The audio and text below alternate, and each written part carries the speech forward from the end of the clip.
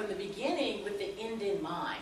So I think that there's a lot that's already out there. There's a lot that we can already do. Were you here when Daniel Mills, the DC I don't think she bar? was. I don't think you were either, but he might be a good resource, because he said too that in teaching, he gives a program every month, I think he said, to how to start your own firm, how to grow your own firm, how to have a small successful practice. And he said you can't have anyone teach that who hasn't done it, which I tend to agree. Anyway, Well, I think he might be a good resource. But remember where we're at, though.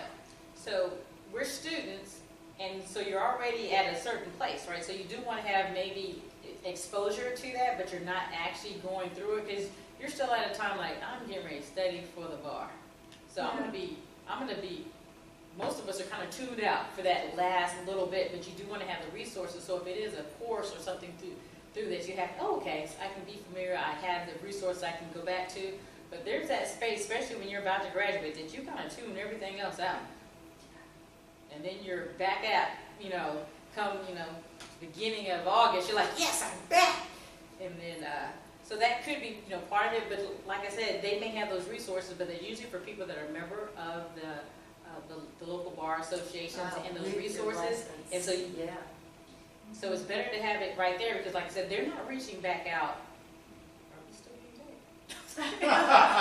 Necessarily to Tell the truth. yeah, well, I don't necessarily see that type of programming coming that way. You may have some organizations present different programming.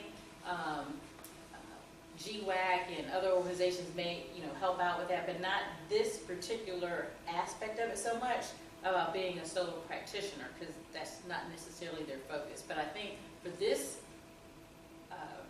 forum, we've had a lot of great suggestions, a lot of things that we can actually do, and things that we can build upon. But now this information, what we're encouraging and asking for is to bring it back to the law school, because we need to hear this.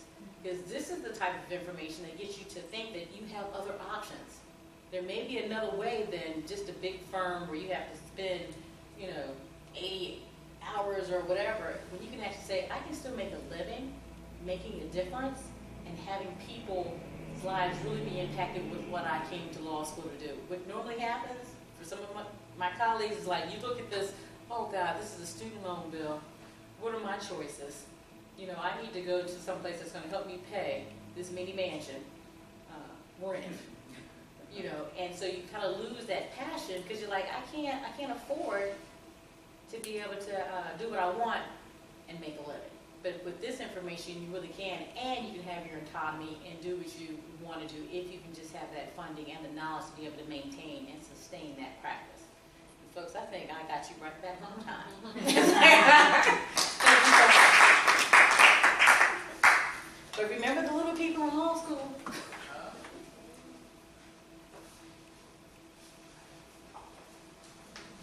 His message.